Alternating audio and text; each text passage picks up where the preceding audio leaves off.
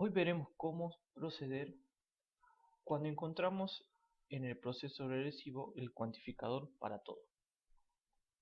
El método a elegir cuando tenemos el cuantificador para todo en B es el método por selección, donde B estaría escrita de esta forma. Para cada objeto con una cierta propiedad, algo sucede.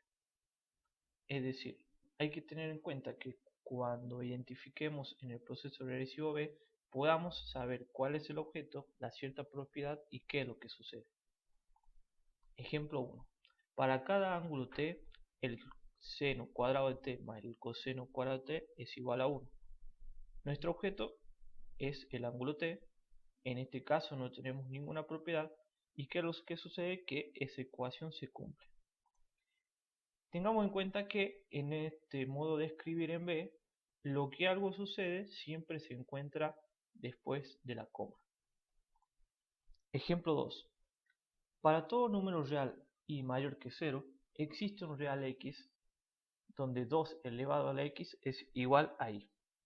Nuestro objeto es números reales y nuestra propiedad que y es mayor que 0. Lo que sucede es que se cumple esa ecuación.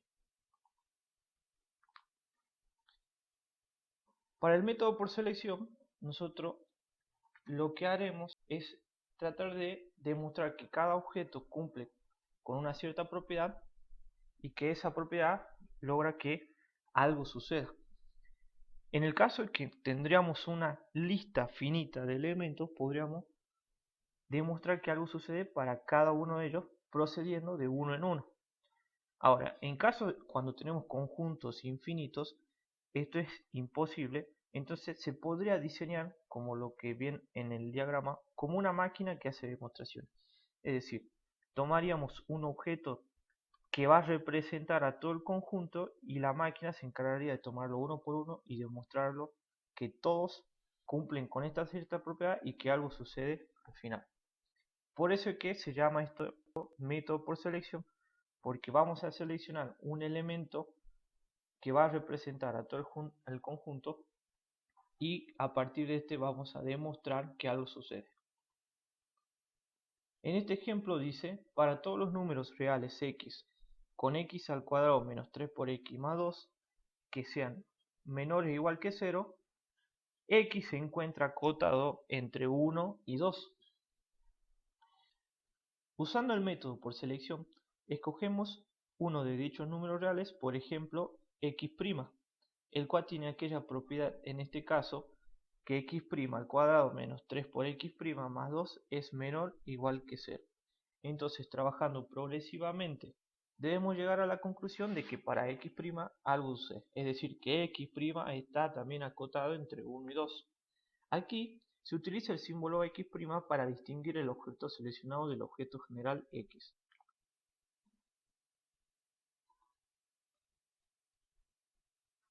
En un ejemplo 5 tenemos dos conjuntos, donde S es igual a los números reales x, tal que x al cuadrado menos 3 por x más 2 es menor o igual que 0, y al conjunto T de números reales, tal que x se encuentra entre 1 y 2. Entonces, S es igual a T. Nosotros tenemos que demostrar que el conjunto S es igual a T, que lo que nos lleva, de acuerdo a lo que venimos viendo, a utilizar el método progresivo-regresivo, a hacernos una pregunta de abstracción. ¿Cómo demuestro que dos conjuntos son iguales? Para responder esta pregunta tenemos que proceder a las definiciones. La primera definición dice, se dice que dos conjuntos S y T son iguales si y solo si S es un subconjunto de T y T es un subconjunto de S. De la definición 1 nos volvemos a hacer otra pregunta de abstracción donde ¿cómo demostramos que un conjunto es subconjunto de otro? Tenemos que recurrir a otra definición. La segunda definición dice que un conjunto S es un conjunto de un conjunto T si y solo si cada X que está en S está también en T. En el proceso regresivo, a través de las preguntas de abstracción, obtuvimos una proposición B1 donde debemos demostrar que para toda X en S, X está en T. Y aquí encontramos el cuantificador para todo, indicando que debemos utilizar el método por selección.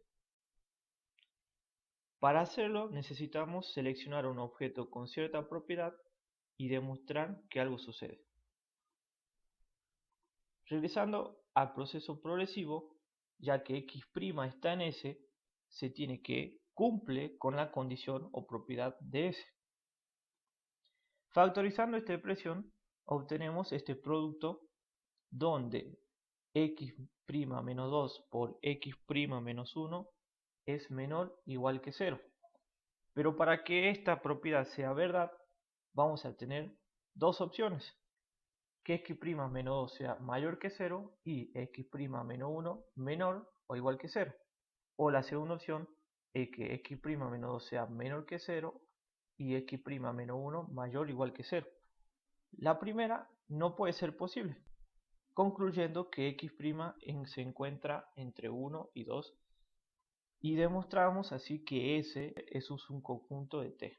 No olvidemos que para completar la demostración de que S es igual a T, debemos demostrar todavía que T es un conjunto de S.